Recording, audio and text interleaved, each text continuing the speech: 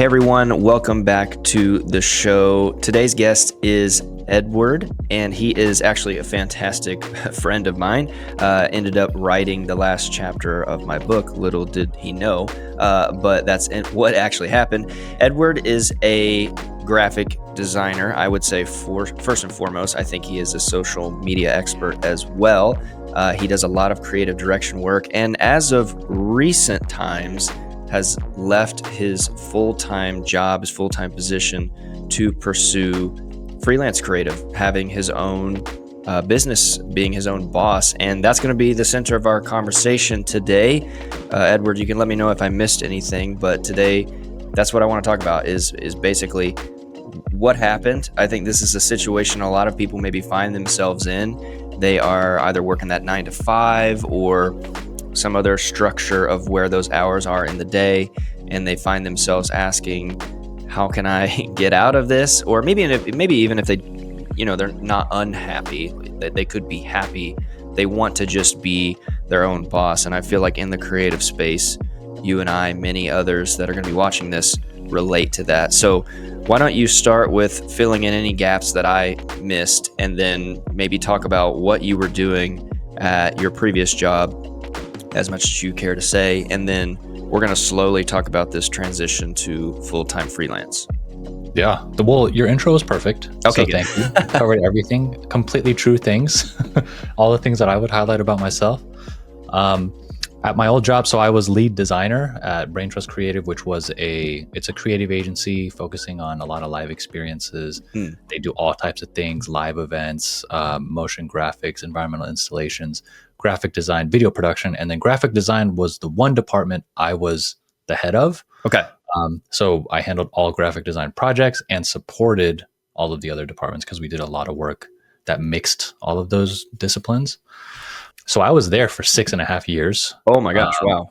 Huge, like my first design job, my only agency job, like everything that I know, I learned from that company. They were amazing people, treated me wonderfully, which actually made the decision to leave that much more difficult.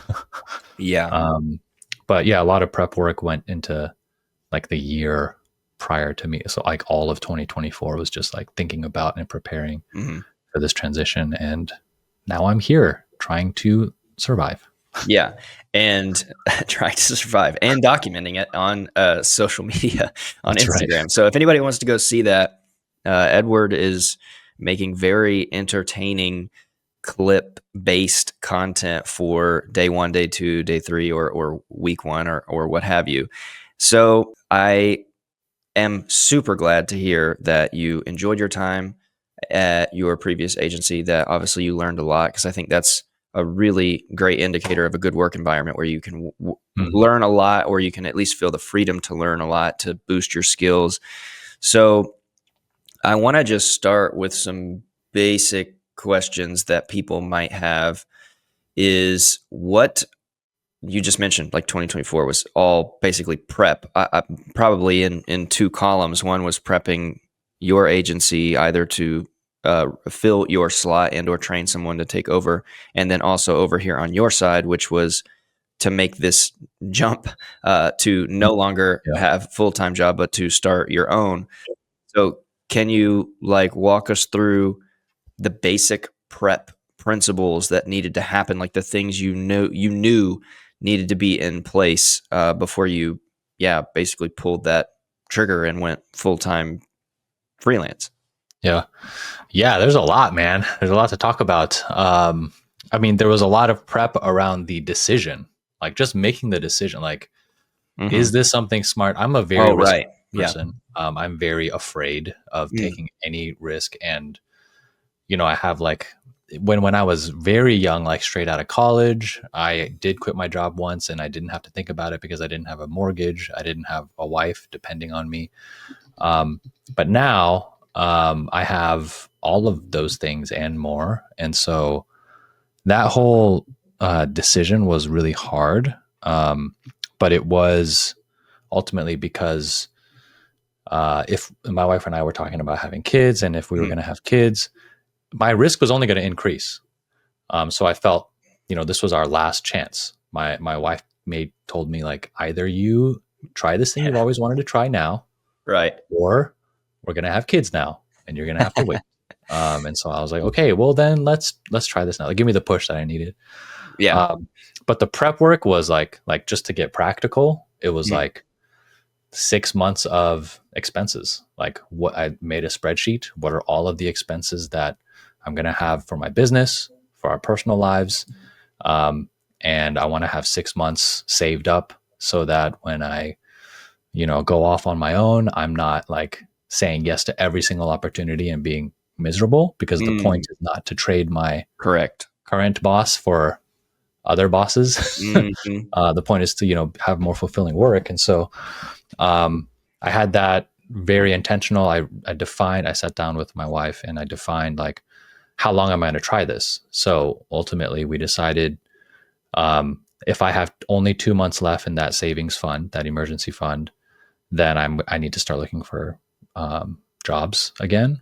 And so we defined it's like a 4-month dry, like completely. If I make no money, we live for 4 months, drain our savings for 4 months. At that point, I have to stop and then I have to get a job. Got it. But also defining what are the expenses that I need to run my business, and then how can I time all of those with Black Friday so I can start those and afford everything. Yeah. Good point. Yeah. Business model. Like, how am I going to make money? How am I going to generate sales consistently? What is my ideal client? Choosing a niche. Everybody tells you got a niche. I felt like I should listen to that advice. Making contracts, proposals, project processes, invoice templates. Basically, like, I mean, and also publicizing this journey. That's like a huge part of me trying to get work. So I know I just like said a bunch of things, like in all different types, worlds of business, but those are all the things that I was taking time to consider. And that's not even touching on the things that I had to, do at work to wrap up and all that stuff. Right. But yeah, it was like, I mean, it was a lot. Yeah. Yeah.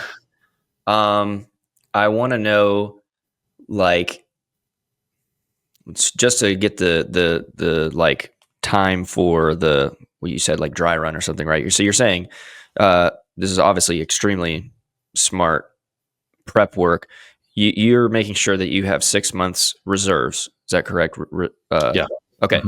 And so then, if all kind of just fails, right, within the 4-month time period, then you would kick it back into the gear and try to find full-time work. That was the promise, right? Yeah, that's right. Or the goal. Okay. So I want to know what you think about this dynamic of being able to find work, and being like an excellent graphic designer, an excellent creative, and with paired with this concept of having to be a content creator. Because, and you said, like, documenting this whole thing, right? So you're going through this whole process, you're documenting it, you're talking about it. You gave us updates as like, it's getting closer, it's closer, it's closer. That's all content. And it's also like maybe slight marketing as like, hey, I'm about to be available for really cool stuff. If you want to get in the queue for cool stuff, now's your time to get in the queue if you want to work with me. Obviously, over time, you built up that following on Instagram. So maybe we can just talk about how big of a strategy that is for you, and maybe what people should be thinking about, because maybe I just start with a question. Like, do you believe that the time in the world has passed where you can no longer get work really without being some sort of content creator? I don't know if I have a great example of that, other than maybe like you have a blog or something, or you're just cold calling or cold emailing. Does the question make sense, or should I keep clarifying it? No, that makes perfect sense. Okay. Like, do you have to be a content creator to be successful as a freelancer? Basically, I think that's unless you want to go to Fiverr and take 100,000 jobs. Yeah. I think it's definitely possible to make things work. The issue that I found, so like because I'm so risk averse, I was listening to every single possible podcast there is out there about like best advice for freelancers that are Okay. about to go out, right? Take the leap. And I heard so many people talk about how the problem with freelance is that it's up and down. It's like some seasons are busy, some seasons you have no work. And then the explanation that I found that people gave was that it's because it's based on word of mouth. Okay. Most freelancers who are going out are not becoming content creators. They're just putting their work out there, telling people in their personal networks that they're available for work. And then people reach out to them, give them jobs. And then like those people continue to refer people. And then it's just like a network. It like spreads. Yes. And then you get to a certain point where you don't have to worry anymore and it just keeps coming in. Okay. But because I'm risk averse and I don't want to have slow months, there was this one, there was a few people who were talking about how the reason why that is because we are not building real marketing functions like sales Okay. functions. Okay.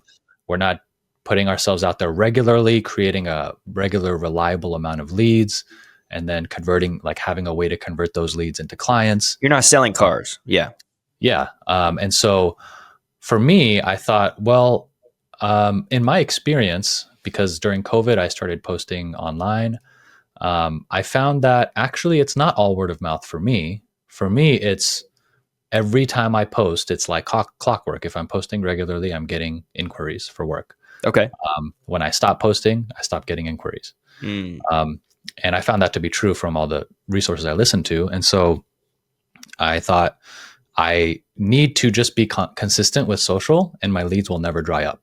Okay. And so I prioritize that. I will say you can totally do it the traditional way without being super risk averse and scared of slow months like I was. I think it's very normal still to have the cycle of when work slows down, that's when I work on my portfolio, put out start posting on social media, and then I get work and then I stop posting because I'm focused on the work and I'm busy now. Right. That's very normal. And I think you can have a sustainable business that way. But for me, I didn't want that because I also enjoy content and because I'm afraid of the risk, I wanted to diversify my business. And so I wanted to make half of my business actually selling brand deals to brands with my content. Okay. And so for that reason, I thought it was just like a virtuous cycle. It was like the more content I post, the more brand deals come in. The more content I post, the more clients come in for the freelance side. And then when I do more freelance work, it gives me more ideas for content. And then when I do more brand deals, it gives me more tools to use for my freelance stuff because it's usually like design related. A feature or a subscription or a something. Yeah, exactly. Okay. So for me, it just was like, because I love it so much and I'm in a unique situation, I feel like this can be a unique selling point for me. And so I always heard a lot of people give advice, lean into your unfair advantages. This to me seemed like that. And so I'm going in that direction, but I don't think all creative freelancers have to do that. Right. So several questions I think kind of open up from that one way that you manage things. So you mentioned brand deals a second ago. And it also brings up another question I have. So I think it's also smart. You can tell me if this was a part of your plan or what you think in general, especially in the design and creative industry world that we're in, to try and diversify and have a few at minimum like passive income streams, right? So I'm thinking about things that are either affiliate sales or affiliate deals, selling products, perhaps digital assets, digital products as a designer on marketplaces or either on your website, web assets or Notion templates or like even anything that might help your process. How much of that did you factor in? Because I also want to know, like, they're not necessarily fail safes because until you're pulling crazy numbers like $100,000 in affiliate sales on Amazon or something, it's not really a fail safe. But the looming question in the back of probably your head or what maybe should be is like, what happens if like Instagram tanks or something, and then you Mhm. have nowhere to post your content, are then where your leads come from. So I think it's a good idea to set up, if you are freelance or if you have the time as a creative, these other, I'm just going to call them passive income streams. They're not passive in that you can't do any work. The idea, I think, though, is that you do the work once and it keeps paying you. So Right. what do you think about that? Do you allot that into, you've been doing this series where you've been showing kind of how much money you have because you've got this target amount of money you need to make per month. Have you factored that into that account, or are you just doing like, these are all questions I want you to answer at the same time. Are you factoring that money into that scale that you need to meet, or is that all just client work? Yeah. So like, what do you think about that? Because in my mind, I do think brand deals are a part of that. But perhaps those don't even happen as consistently as like, making a sale on Creative Market or Mm. affiliate sales from like I'm part of 11, I think. So yeah, what do you think? Yeah, I think so. Originally, I Mhm. wanted to create a purely um, product based business. Like, I didn't want Oh, to serve wow. clients. I didn't Okay. want to trade my time for money ever. Got it. That was like originally my idea. Um, the problem with doing something like that is that Mhm. it takes a lot of investment of time up front, and it takes a lot of time to build up to that point where it becomes Right. sustainable. And so, I mean, obviously, like, everybody wants to just like never have to work with bad clients ever again. And so Sure. I was like drawn to that idea also.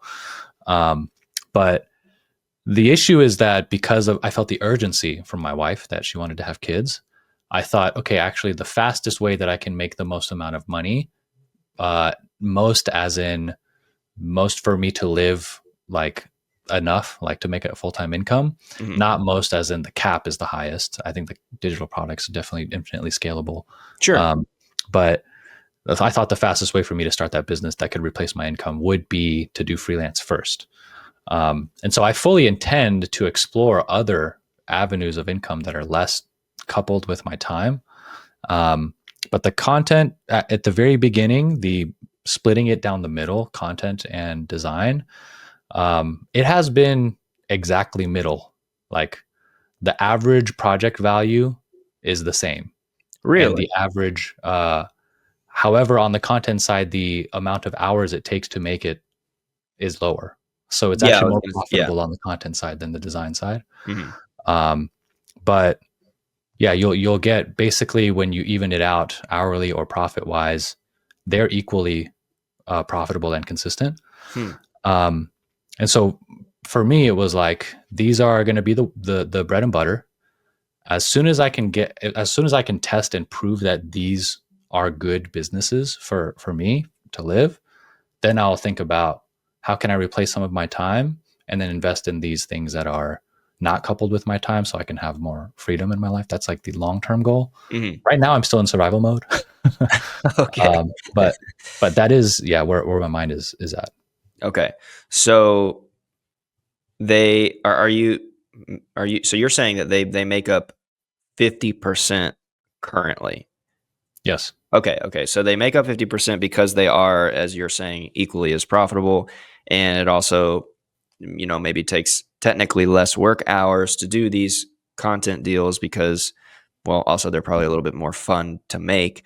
Mm. And then it's done, right? That is in itself the deliverable, right? The content piece. Whereas the other side, not the content side, um, what are the processes that you feel like need to be in place for handling a design client? Or maybe before that, can you just say like what it is that you are most interested in getting? Is it like brand identity work, logo design? Is it merch?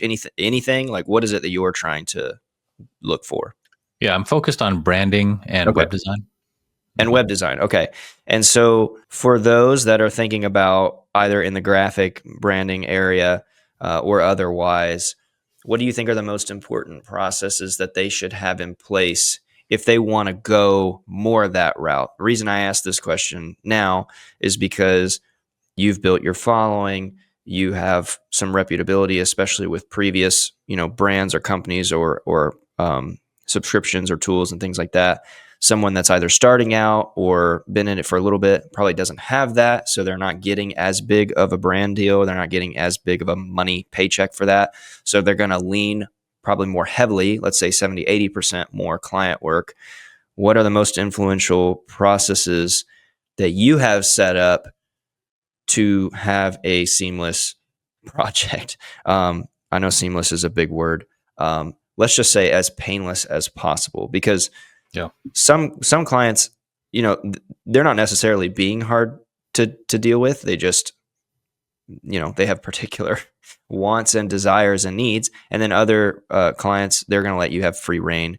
And that's what I call like a triple winner, when they just let you kind of do what you are made to do, I guess. So Yeah. yeah, what for you are the things that help you in projects like that? Yeah, I think it really does apply to both sides, content and freelance design. I think having a really clear, like upfront, having a good sales process. So Okay. when you have the first inquiry, are you going to have a sales call? What questions are you asking on there?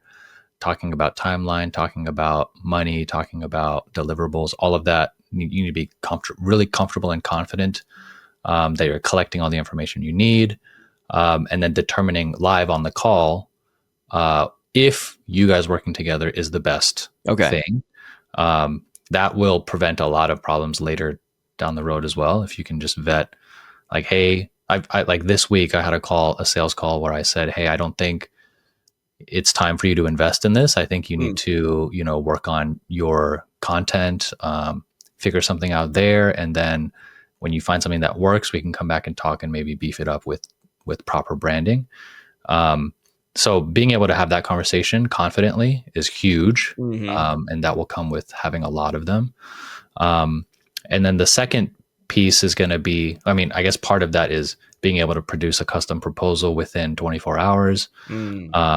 Something that outlines everything very clearly, professionally designed, all of that. And then when you start on the branding process, when you actually start on the project, you want to have as many conversations pre-work, like pre-actual custom design work as possible before you actually do the stuff. So like mood boarding, like here are the looks. This is what a logo style might look like. This is pre-existing designs out in the world that you can reference. This is what I'm thinking to communicate the concept without having to actually get into Illustrator and make something, Right. or any other software. And being able to do that will also save you tons of headache. Once you can get agreement on the strategy, the mood board, all of that, whatever you make, as long as it's consistent with that, they will like it. Right. At least in my experience, they have, unless they are crazy, which happens. It Which totally happens. happens.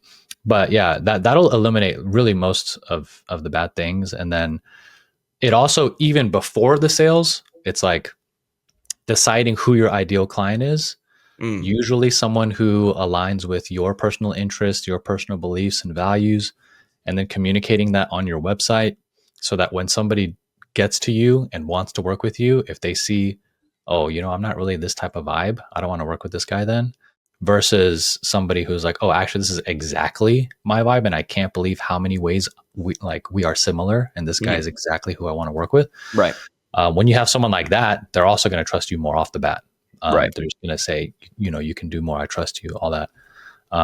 So from like beginning, it's really just like front loading the expectation, screening, pre-screening people, all of that will make your life like so much easier. You'll be able to do the branding work. Like you'll have the fun that you crave as a Right. creative. Yeah. Yeah. So you're having, what you could call like a discovery call in the Mm-hmm. beginning. Is that right? Yeah. So you're not, let's maybe just paint the inquiry process. I'm assuming either it's a lead on your website or perhaps it's a DM or something. You are Mm-hmm. not.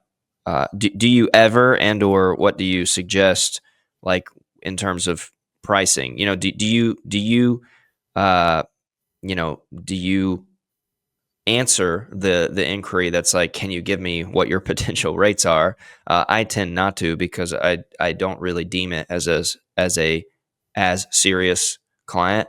And I don't mean that to sound like I'm poo-pooing on someone that wants to work. Maybe they also just generally want to know. Mhm. It's just not typically how I would start the conversation. So like, inquiry comes in to you, either your website, DM, whatever. The discovery call is first. And somewhere in that is when you bring up the pricing. I've heard so much back and forth. Bring up the pricing immediately. Don't waste the client's time. Wait to see if like they are a good fit first, then bring up the price. Like, yeah, this is Yeah. probably the biggest struggle. Not the biggest, but it's in the top 5 biggest struggles for designers and creatives that I have seen. Yeah. Yeah. You have to decide what type of relationship you want to have with your client. Okay. If you think about a friend, if you were to talk to them and you were going to ask them for help with something, Hmm. if you ask a certain friend, and then they say, right up front, okay, this is going to cost this much money at least. If you can afford that, then let's continue the conversation. If you as a person would like that, and I know that there are certain things in my life that I would just rather like you do that for Yeah. me. That would Right. I would love that. There Yeah. are other things in my life where if you did that to me, I would hate that. I would just feel like we're not friends, Yeah. or like you don't care about me.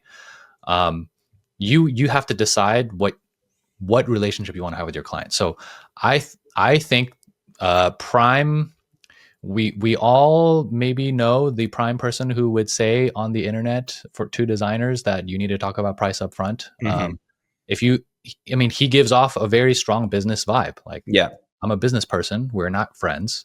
I mean, maybe we like each other, but we're Maybe. not like, Yeah. yeah, maybe. um, but there's another guy, Dan Petty. He's a web designer, Mm. very established web designer. In his course about freelancing, he talks about, like, he says, I know everybody tells you on the internet that you should never talk about pricing and don't start a product until you get a paid deposit.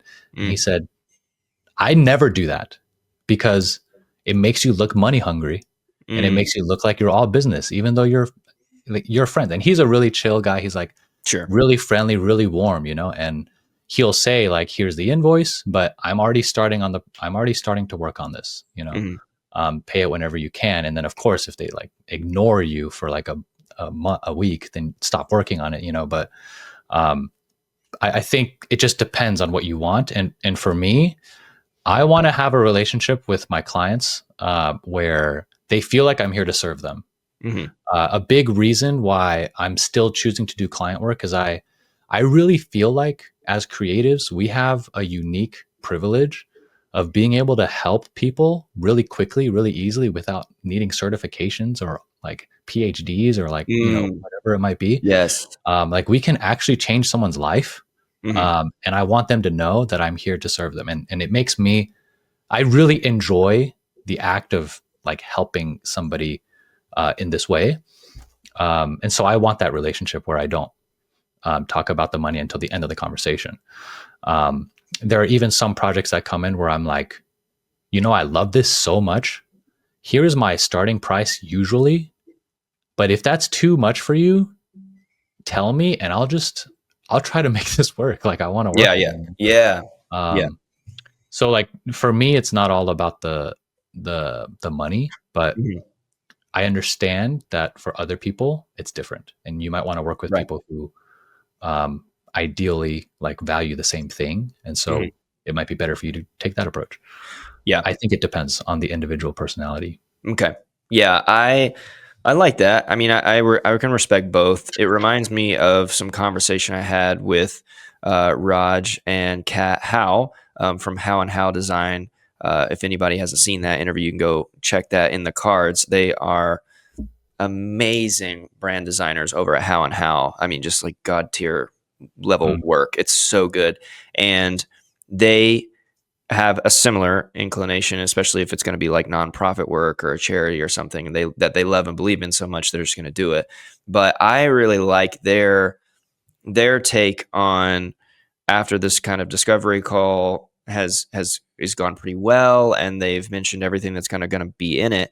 they like to provide a kind of package oriented approach, which I think I have done, and it has been successful for me over the last 2 years. I think I like this approach much better, where I basically give you like a basic, premium, and deluxe option, Mm, not to like try to manipulate, because you mentioned a little bit ago you had a discovery call. You said, hey, I don't actually think that this is good for you to even invest on right now. Like, come back to me in when you're a little more built up. I mean, a lot of bad designers might be like, oh yeah, give me all your money, maybe. mm, um, but I like this approach of having a multi kind of package approach, where this comes with this set of deliverables, this comes with this set of deliverables, and hey, if you just want to go above and beyond, we can do this set of deliverables. That maybe you put some things in there that were like beyond the scope or the expectation, but they see the capability or the services or capabilities deck or something like that, and they go, wow, yeah. actually I can get X, Y, and Z for 4,000 more, depending on the size of your client, whatever it is. Could be $400 more, versus just like, here's my starting price. Because I think it's a good idea to have a starting price for sure. Don't go lower than it, unless in your case you want to make something work. That's totally respectful. I think over time all of those starting prices should increase. I don't think they should decrease, Mhm. because you're just getting better and better. But what do you think about this multi-package approach? Is this something that you utilize? Is this something that you are going to utilize? And I also want to just say, I hope that people that are watching that maybe aren't in the like sold graphic design space. Like, I think the conversation we're having can be like, adjacent to like artistic commissions, and like painting is, I think all of this is actually helpful for them. So I hope, if that's you, comment below and let us know. But yeah, for this package thing, um, what do you think about that? I have found it very freeing, um, because I can say, okay, great, let me take this back. Just so you know, like, generally starting is around here, but I've done stuff for this upwards of X. I'm not saying that's you, but I just want to give you some options, and you can just choose the one that's best for you. Like, it's on you after that. It's not on me. So yeah, Mhm. what do you think? Yeah, I do that for every project. Okay, I figured you did. Yeah, once you said it, I was like, yeah, I mean, I guess I didn't think about, uh, I've been doing that for so long, I didn't think about it as a decision, but Oh, okay. it is what I do. It's like, if on the call, I will usually talk about how like I'm going to include, something that maybe if you want to strip it down a bit, we can Mm, do that. And then something that I recommend, and then something that maybe if you want to go all out. And it'll have the timeline, it'll have the difference in deliverables, it'll have the price and everything. The proposal that I send to my clients is a website. It's not like a PDF or whatever. So they can click on the specific package and then it'll show them the timeline and everything. Um, so it is key to sales, I believe. yeah. But Yeah. I think that I don't necessarily think that everybody has your wonderful smart brain, and they say, "Oh, it's this." Like, you know what I'm saying? Like, I don't until I was like, not that I stole it from Raj and Kat. I mean, I was doing something similar based on other creatives that I had kind of like just went and looked at how they did things, and I was Yeah. like, "Oh, they do this kind of package thing."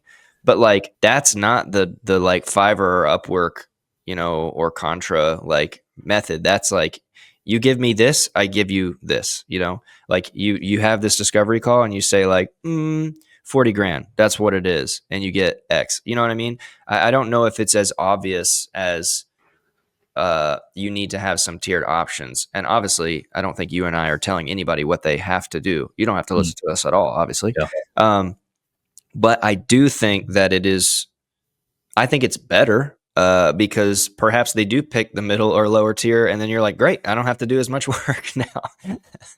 Yeah. I mean, even on Fiverr. So recently I've been trying to like, hire video editors for my content. Right. I Okay. tried some on Fiverr, and some of them do have the packages. You have the three Oh, tabs. okay. And You can do one that of now. them is Oh, like okay. Gotcha. maxed out, and then there's middle, and then it's like it is That's nice. everywhere now. And I think I don't think, I mean, I didn't know either. It's just because I worked in an agency for so long, Mm, and we quoted a lot of projects that way, okay. that it just became normal to me. I just defaulted to what I remembered about proposals. Right. Yeah. So yeah. Yeah, that makes sense. I guess I'm also always trying to think about like that beginner Mhm. or, the beginner or the intermediate that's maybe just been like doing things as one-off invoicing without kind of giving the client more to choose from. Because I'd also just think it like helps them put things in perspective of like how much work there Yep. is that goes into each thing. It's like, yeah, you could get just a logo, and I can do that for you, but perhaps that's really not all that you that's not all that you need. Perhaps you do need like copy. You need like Yeah. other assets. Maybe you also need like ad help. Like there's all these other things, and maybe you have to bring in other people to help you with that. But yeah, I don't know. I'm always kind of thinking of the starting or person that's just getting ready to go independent. You know what I mean?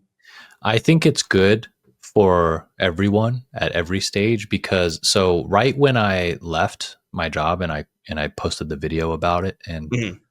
I started with like, oh, I'm starting at 3K because I got a 50% deposit for a project that Yes, that's I right. landed. Somebody messaged me and was like, so how do you like justify your prices to your client? Oh, they Um, asked you a question. They said, yes. "How do you?" Okay, yeah. And someone asked me that, and then um, I realized like when you put a package, you are not just saying like this is package, this is price, right? You're saying like when if you have any subscription for any tech software or product, like Mhm. there's just like a checklist of every feature, right, that you Correct. get.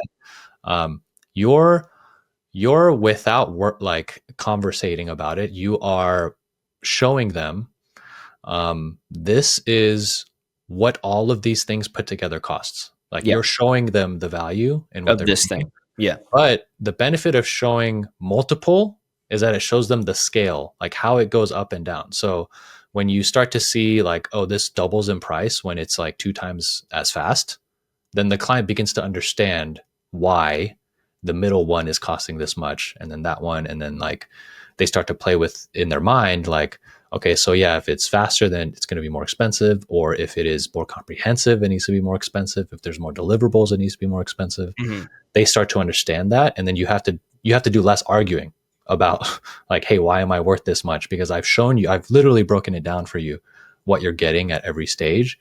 um, I think that is the main benefit. Like you can do that verbally in a conversation, but there's just something powerful about seeing it in a table format, where the Mhm. same variable is applied to every package and the number just changes, right?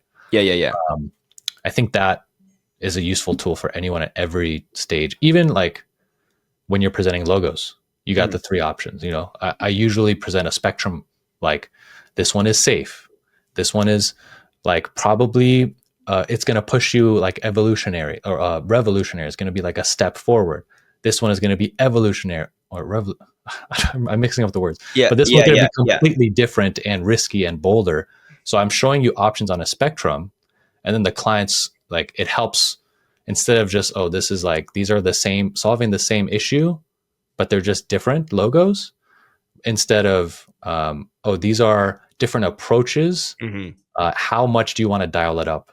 You know, Mhm. we for you, and so clients tend to really love the scale. Yeah. Even if you're like talking about like, oh, if we go on vacation with my wife, I'm planning, okay, all out, and then like safe Oh, and yeah. adventures. Like literally every situation in your life, doing that is going to be beneficial for Yes. winning someone over, convincing someone.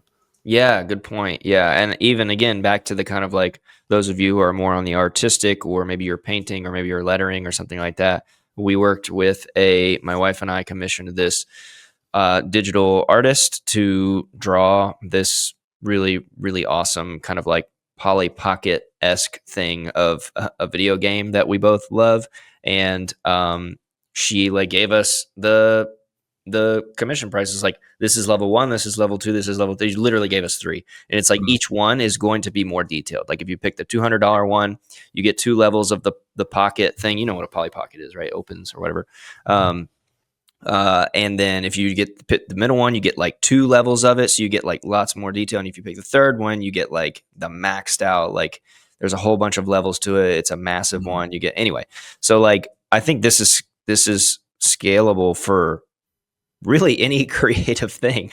Like I think it works across the board because, as Yeah. you just mentioned, you're going to do it with really everything. I mean, flights do it. Like you mentioned, subscriptions do it. Vacation packages do it. Cruise options do it. Like Mhm. it's all like how dope of a time do you want to have? Which is the Yeah. same thing with your client, right?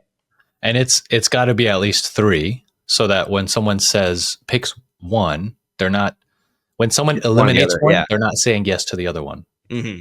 Yeah. Yeah. Because yeah. Now, what do you perhaps suggest as the solution for um I need something in between? Like I like everything that's in 2.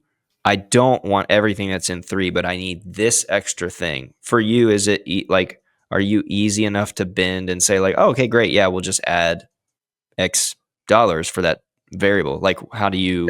Because I've heard of that happening before. Like, I don't. I need some of this, but not all of it. Yeah. Really, the point of the three preset packages is to make the client understand the value scale Hmm. and what they'll get. So Yeah, if they want something in between, I'd be glad to make a custom one for them. yeah, Uh, I have no problem with that. gotcha.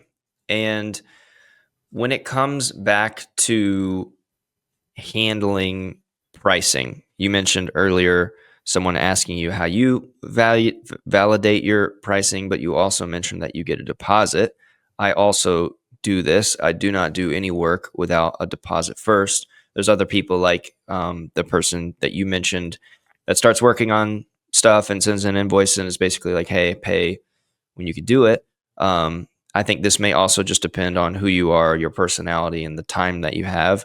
I personally don't have that time unless I get a deposit first. Mm, But what do you think about it? For me, it also it shows like the seriousness. I also don't do it. Um, I don't. I have done a couple of brand deals over the last few months, and I also don't do it until I get a deposit for that. So I'll actually say like I'll start working on this video. Yeah, here's the invoice. Like pay when you're ready. As soon as you pay it, I'm gonna hit it, and then I'll deliver it. Boom, last invoice done. So like just to kind of help people across the spectrum of creativity, a lot of them are probably afraid. Well, one, they're probably afraid to ask what they're worth. That's issue one they need to get over. Issue two is like just asking for the money in general. Like my sister, I was just talking with her about this. Like she also struggles with like just ask them to pay the money. You did it and you are worth it. Like I know we're all people pleasers, right? I wrote about that mm, in my yeah. book. Like we're all people pleasers. Like yeah. Anyway, hopefully you understand the question. Yeah, I mean, I think it just depends. Like, so after so I've been posting on Instagram for 5 years now. Yeah. The number of inquiries I've gotten is ridiculous, right? So Sure. I have learned over the years to tell in the first two messages if you're crazy or if you're not, if you're Sure. a good fit or if you're not. Hmm. If you are not capitalizing your words, if you don't address me by my name, when you literally copy and paste the title Edward Sun dot graphic designer when you address me, it's like these are Yeah. like all the red flags, you know. Yeah. If it's something like that, and it's so if it's like obvious red flags, then obviously I'm just not even going to engage. If it's really, really, really green flags, then obviously I'm going to just trust you and work with you and all that. If someone I trust referred you, like all of that. But if Right. it's like somewhere closer to the middle, and it's a large, like I guess there's a lot of things to consider. If it's closer to the middle, I might ask for a deposit. There's a Okay. little more risk. If it is a high paying project and it's a high time investment project on my part, I'm going to maybe request not just a deposit, but like every phase Okay. invoice Okay. you. Like quarterly or Um, quarter deposit each phase or something. yeah, exactly. And so like it just depends. I would say that you shouldn't have a blanket policy Mhm. because there's when you start getting into like the bigger clients, you don't really get to negotiate these things. They will tell you when they're going to pay you. and then you just have to accept it. Like they're going to say net 120 sometimes. That's 6 months. But sometimes you just have to, if you want to work with Fortune 50 company, you just have to do that. You just have to accept Sure. that. Yeah. And so it just depends really on the client, on the project. If you have had a lot of experiences with bad leads, then I would say it's smart to always request a deposit. But I think it's a more useful skill to develop to be able to tell in advance based on your conversations with them, know which questions to ask to fish out whether they're crazy or not. And then go from there. You could also add a hassle tax and then request a deposit. I mean, there's a lot of different What's a tools. hassle tax? If you feel in the initial email the flames of the craziness of the client, you just this is my rate, but it's actually like 2 times your rate.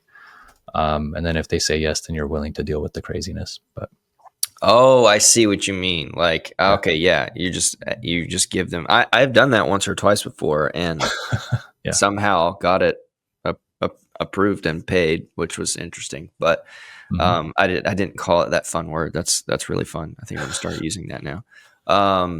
So on that same thread or that same vein of like payments and pricing, how do you handle like collecting collecting payments and invoicing? This is another like not it's not a question I get asked too frequently, like on Kittl specifically, but I think in passing a lot, like just freelance creatives or like people in our Discord, they will DM me and ask like for invoicing help.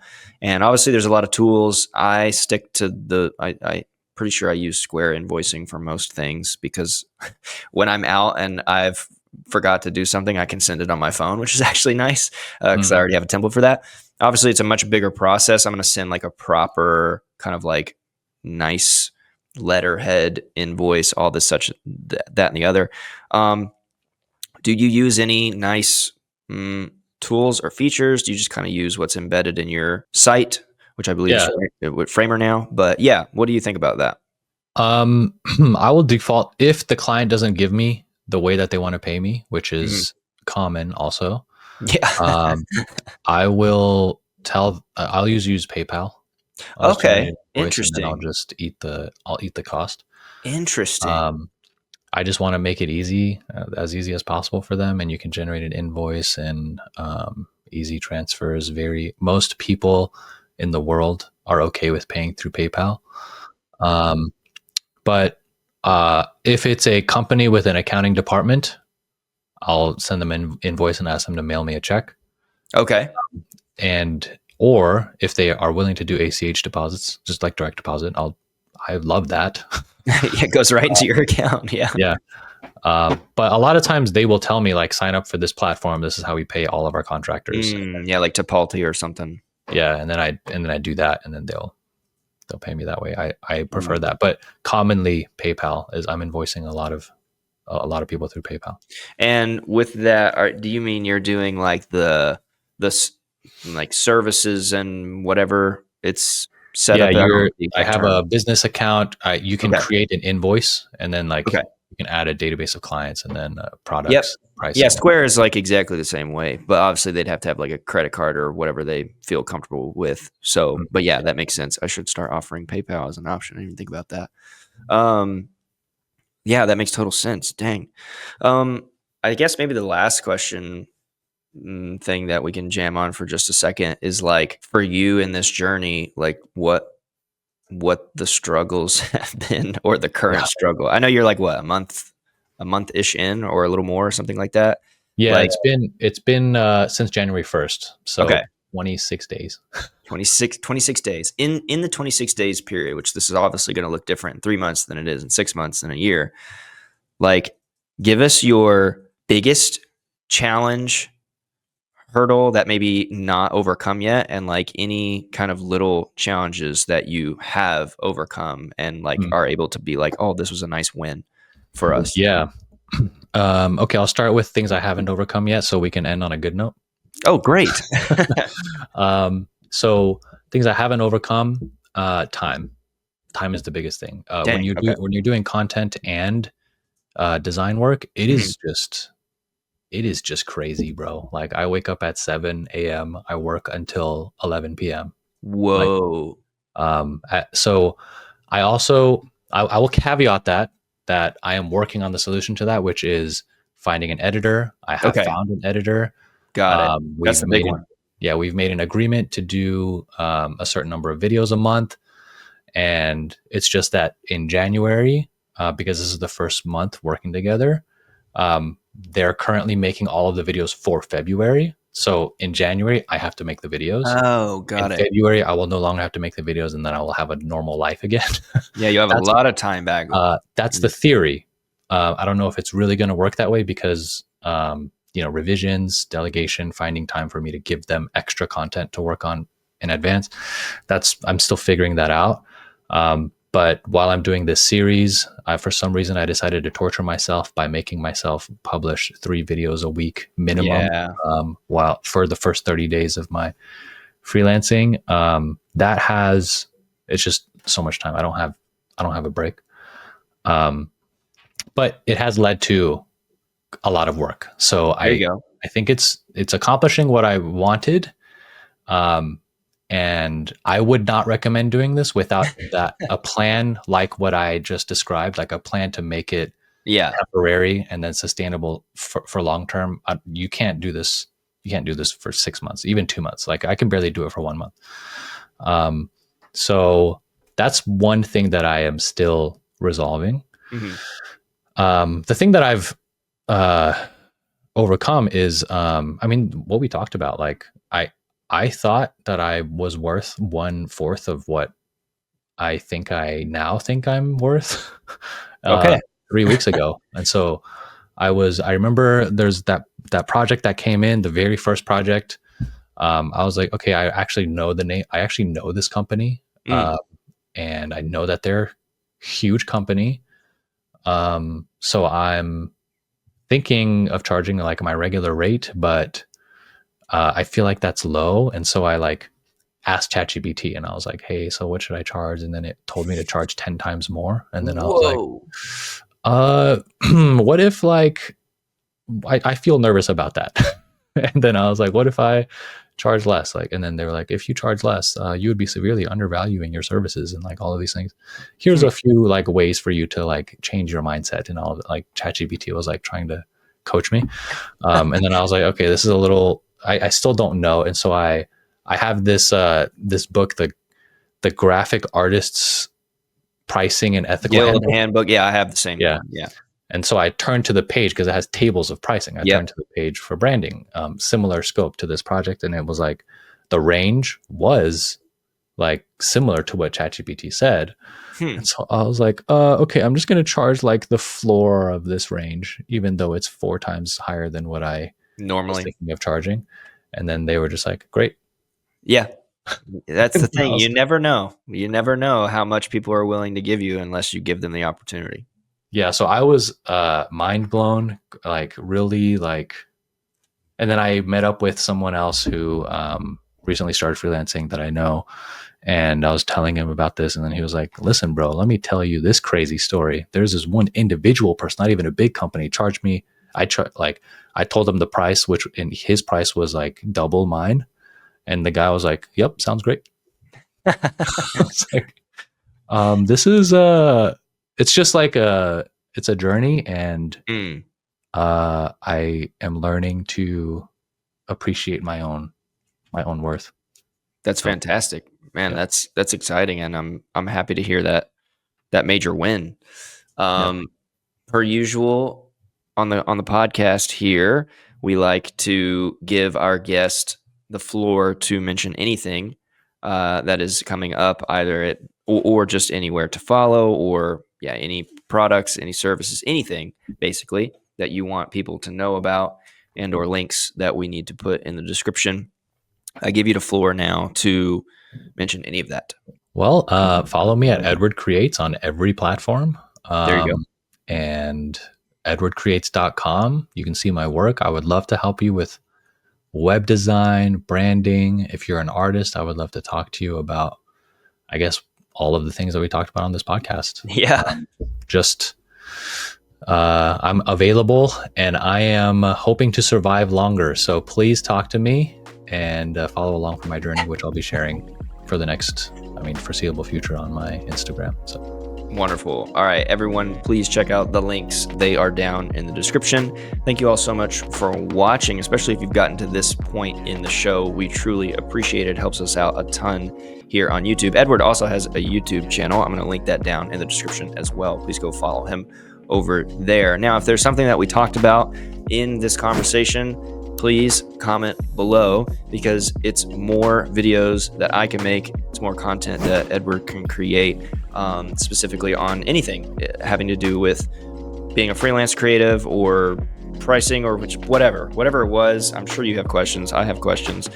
Comment them down below so that we can make more content to help you. Thank you all again so much for watching. Don't forget to subscribe, and we will see you in the next video. Bye. Peace.